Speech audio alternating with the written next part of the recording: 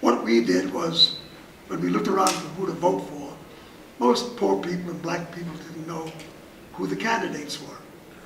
And nobody knew quite what the voting call was for. And so we turned to our best guess. Our best guess was to elect into office those people who we'd come to trust. We'd come to trust so many who led the civil rights movement.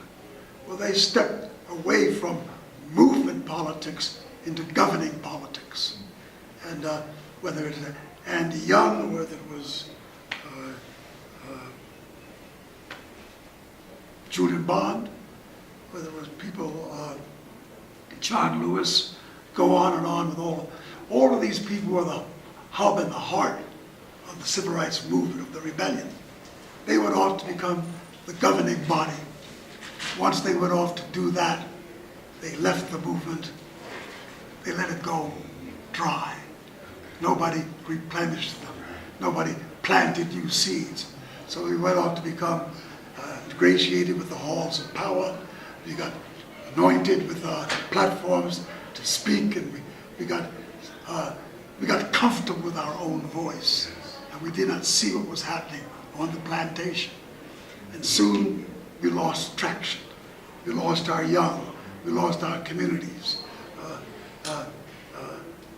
People went on to become self-anointing in their leadership. And as a consequence, we've let all that go fallow. The question is, can we get back to planting? Can we get back to doing what many of us are trying to do now?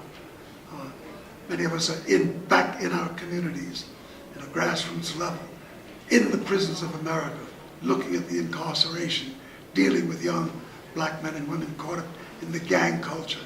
And I happen to be very, very attracted to this culture, because I find most of the young men and women caught in that space are courageous, extremely bright, and they just had no guidance. So if we can bring some wisdom to the table and let them draw from that wisdom, can they help shape a path for the future? And I'm extremely touched by the fact that when I go down to where Trayvon Martin was murdered, I see that filling that space that he created. You have a young man by the name of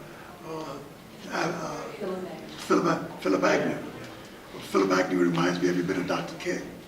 Here's young Philip Agnew down there in Florida. I mean, he speaks. Every sound he makes is hymnal. It makes you want to sing with joy because he gets it. What happens is that those who could most support him, us, the elders, those who came from that, have ignored him.